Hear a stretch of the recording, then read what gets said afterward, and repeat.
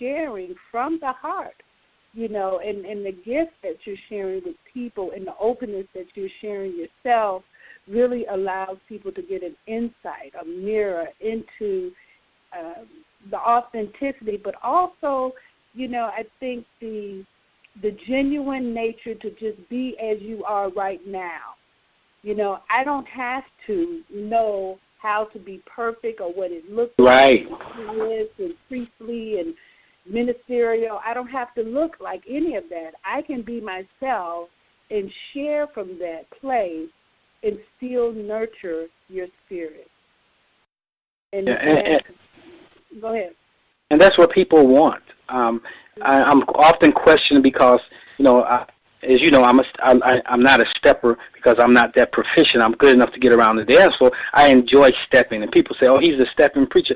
No, I'm not a stepping preacher. That is something I enjoy doing, and so I'm living my life too. Is like it's golden to the fullest. I do the things I enjoy doing. It's sad to say that anything that we do that has any cultural overtones to them, they're seen as bad. But if my white brothers in Christianity, they can go to square dances and not have a problem with it.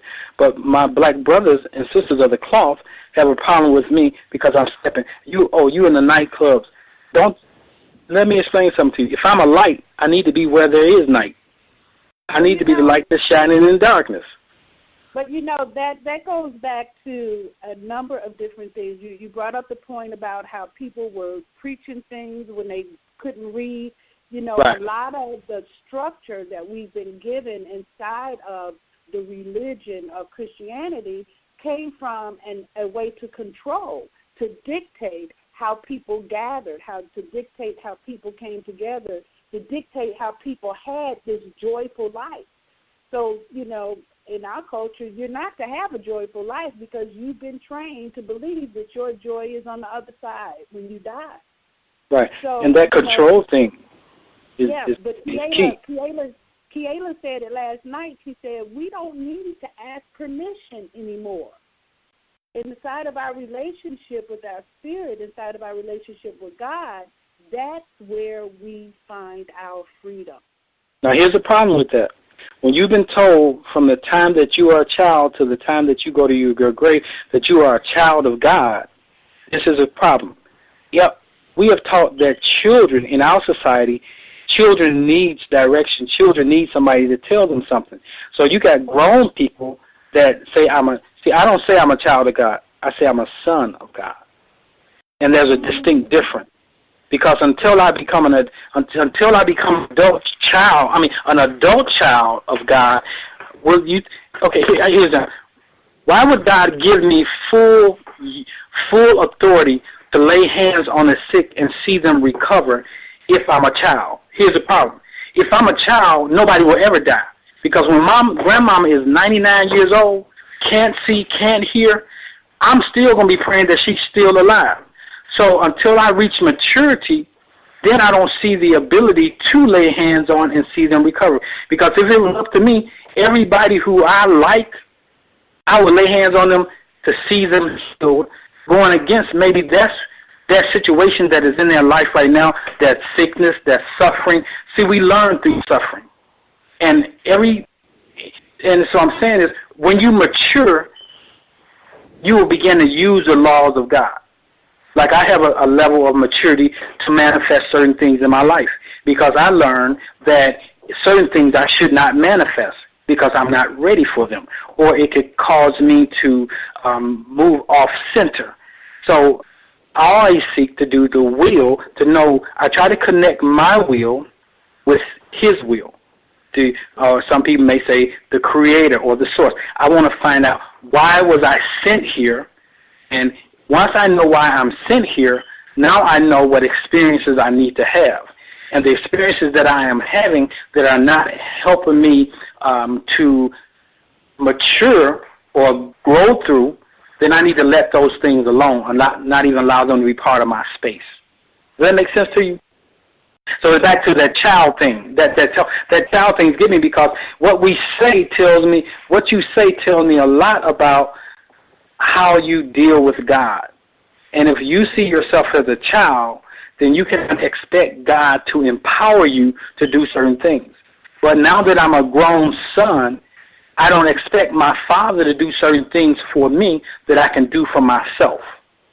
So with 2012, what I see happening, I see more men and women of God that have called to champion the gospel, to begin to disciple people, to teach them how to fish, how to move to the next level.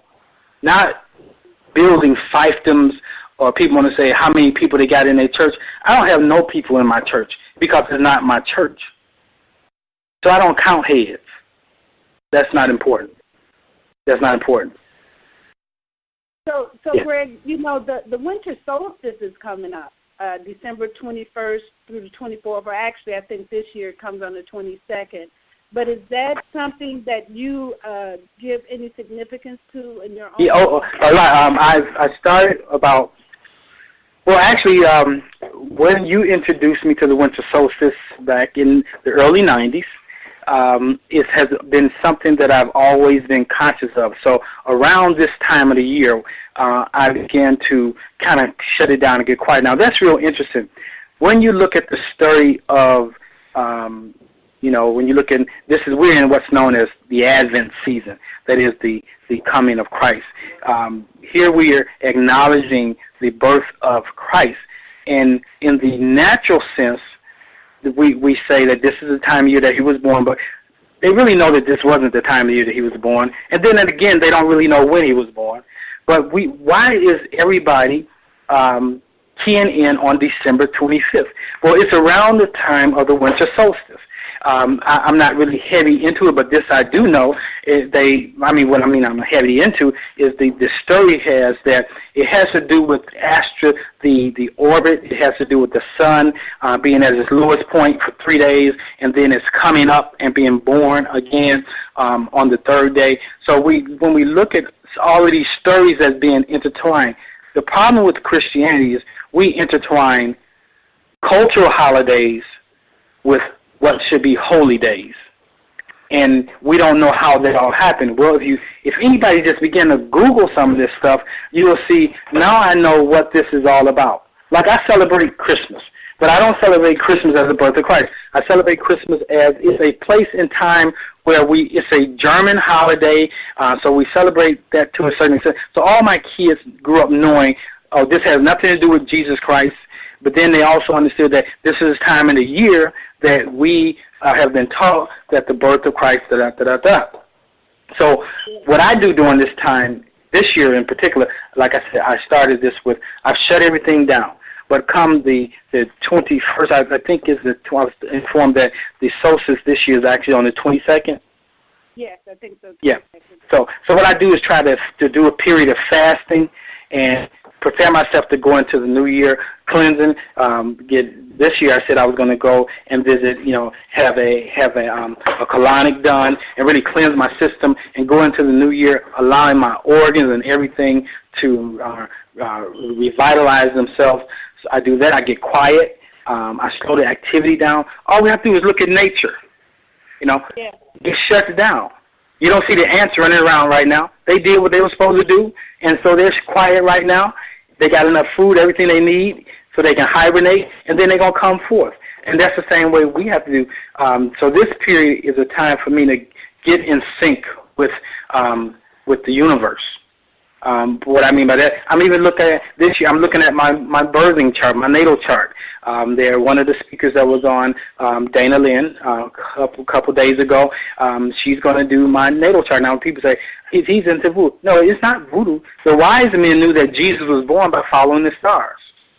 They knew that he was to be born at a certain time. So all those things. And that's a fixed thing. You can't adjust the stars. So what better system to look at than something that is fixed? So I just really look at, okay, am I on target right now for the things I'm planning to do? So when 2012 roll in here, I already have my plans written out. I will also know I'm rebranding myself.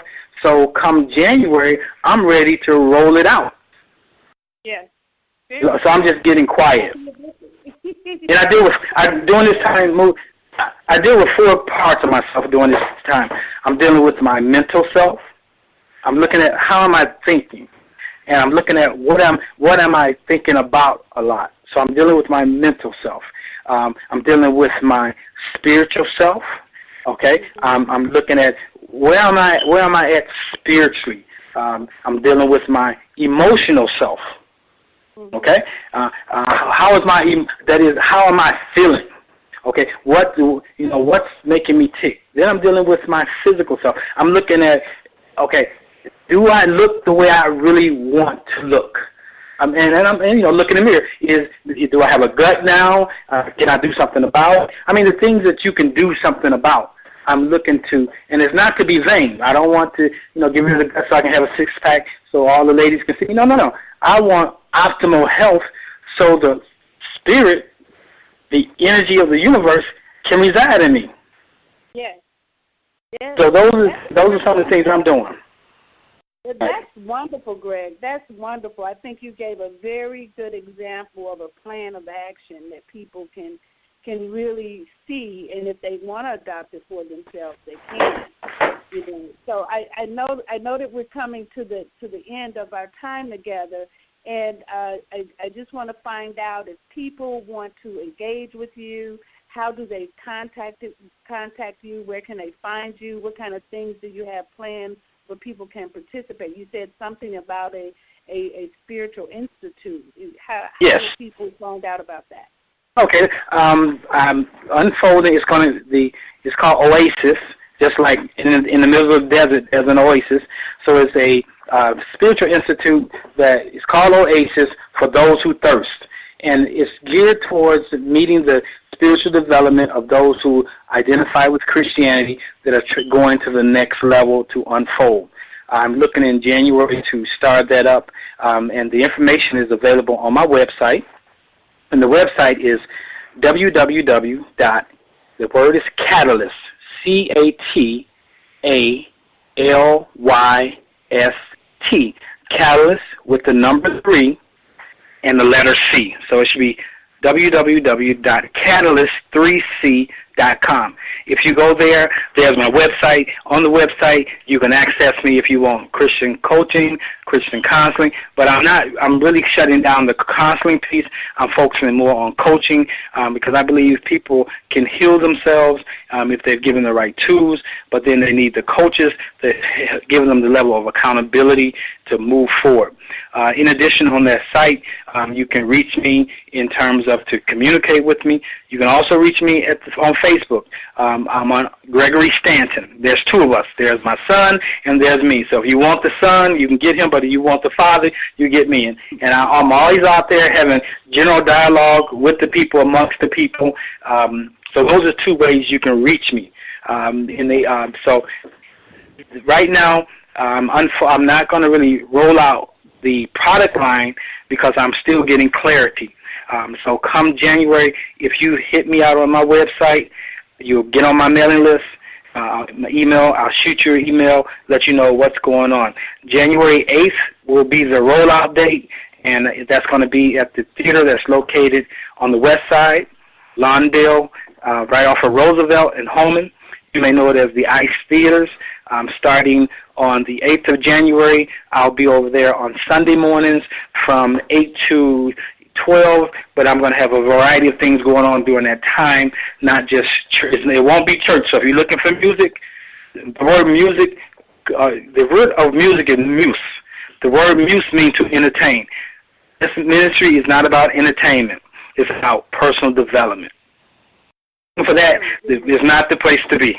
And those who want to take a bold step, I want to be there to help you with that first step, and then you can go from there.